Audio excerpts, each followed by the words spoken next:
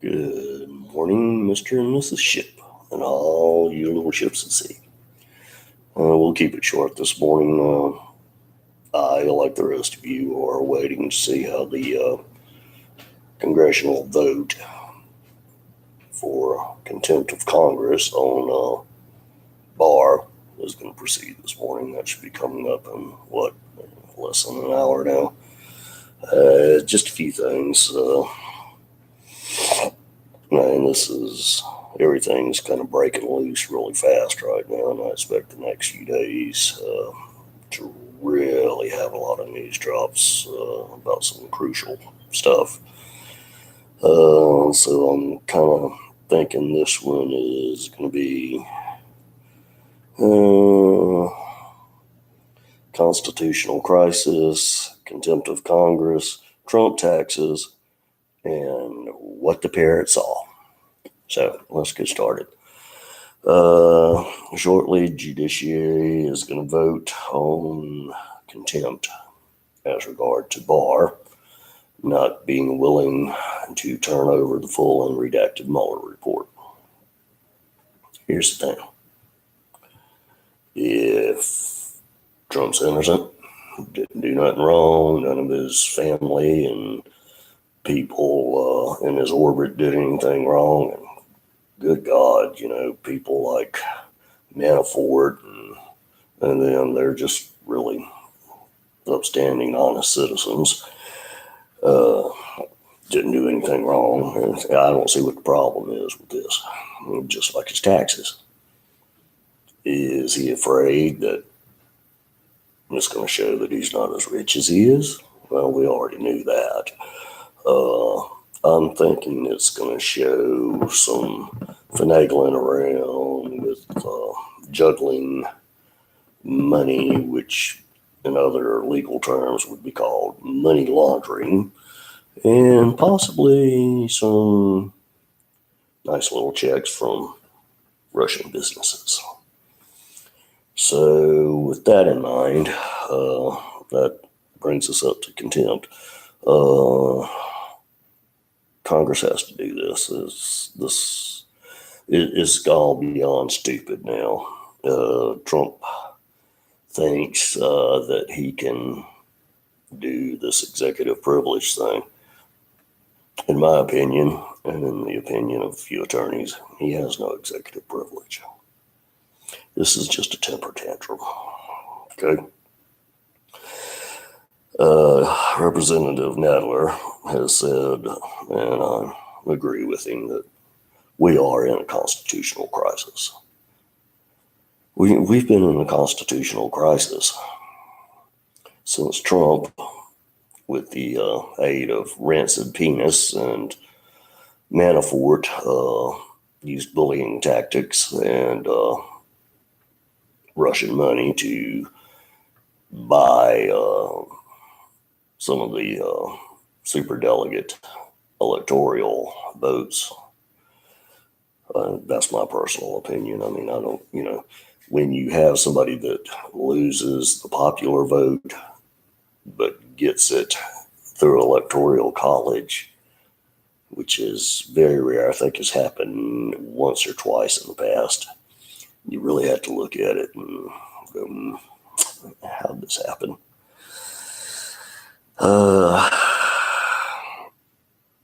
Now, all that being considered, and Trump saying, oh no, Mueller can't testify, and McGahn can't testify and everything, he's making little threats there. And here's the thing. A lot of people don't take this into consideration. I'm sure he's not thinking about it. Congress is an equal branch of government. So he can't tell Congress what they can and cannot do. This stalling on subpoenas and stuff and filing lawsuits against Deutsche Bank and stuff, that just slows it down. Ultimately, they have to comply, and they seem willing to comply so far. In fact, they've already sent some of the stuff on Trump's state business taxes and stuff, since he's grouped into New York. That's where all his business really is. They've sent some copies of that material already to congressional hearing, congressional committees, rather. I haven't had enough coffee yet. So Congress is an equal branch of government. Trump really can't do anything but make threats and stall for time. If this information is not available, his finances and possible ties to Russia, what exactly and complete the special counsel's report says before the election, well, who knows? I mean, I honestly, personally don't think he's going to win this one, but you don't know. You never know until the last vote is counted. Trump taxes. What we've got so far from what the reporter found is that Trump lost, get this now, more than $1 billion in a decade.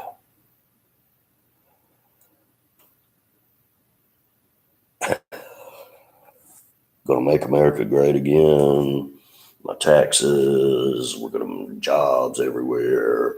Even the person with 2 jobs is going to be so tired of winning, they'll go out and get 4 more jobs just because they're available.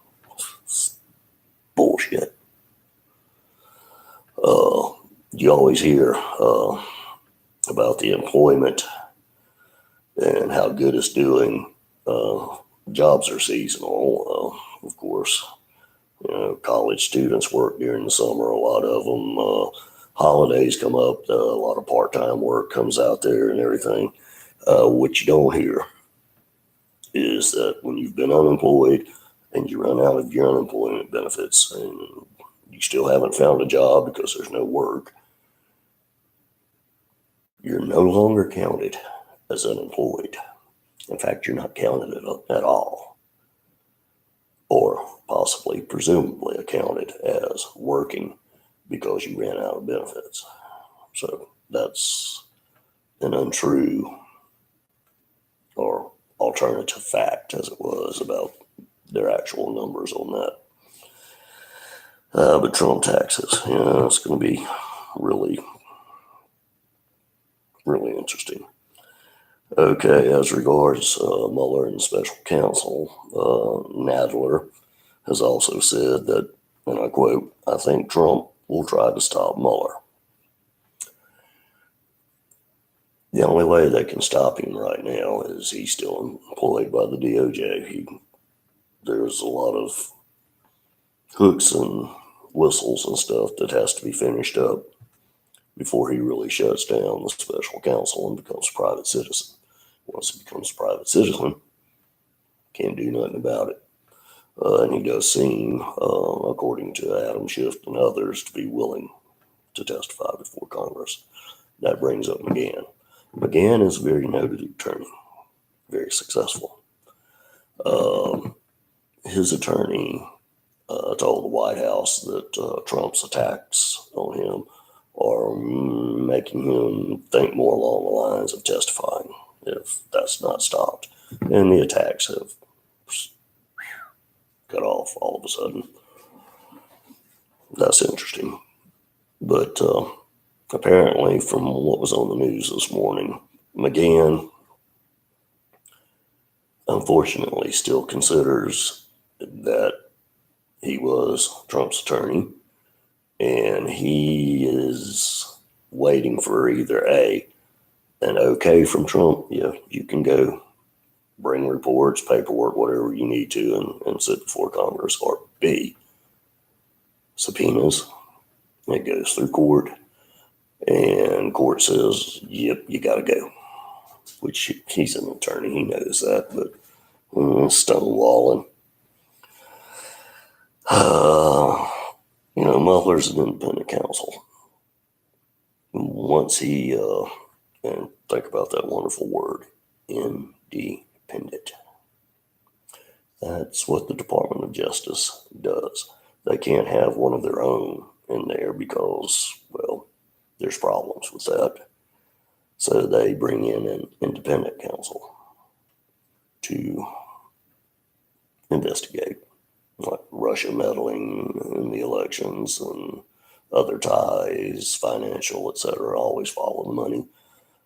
This isn't the first time they brought in independent counsels, as we all know. Watergate, old Wild Man Bill, and everything else. So it happens. So Barr and the DOJ are threatening executive privilege over the full Mueller report.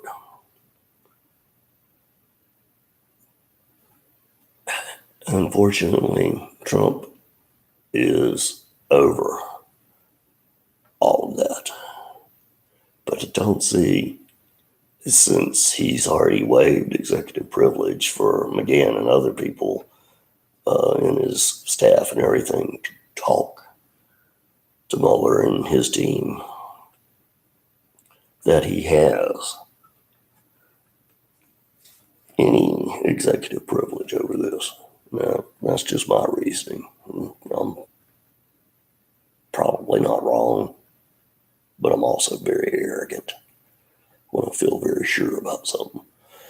So this is going to take a little time, and that's part of Trump and everything. That's their plan, to stall for time. But things are happening. There's independent courts that are also getting information on Trump, his finances and everything. So one way or the other,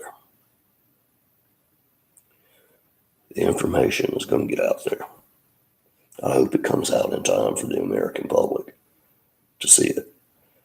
A lot of Trump supporters, etc., really don't have the time, the willingness to read the redacted Mueller report that we have out now. I've read a fair amount of it,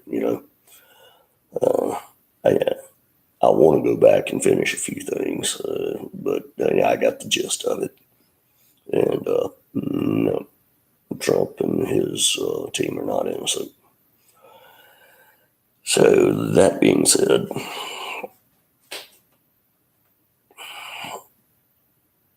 just a couple of other things as regard to that. The American public may not necessarily want to read. It's sad. Years back, people read. They enjoyed reading. It was good. I enjoy reading. Reading is fundamental. Remember that? But they will watch the movie, as it was said. If you put Mueller and McGahn up there, they will watch that. People are video orientated now. They love to watch.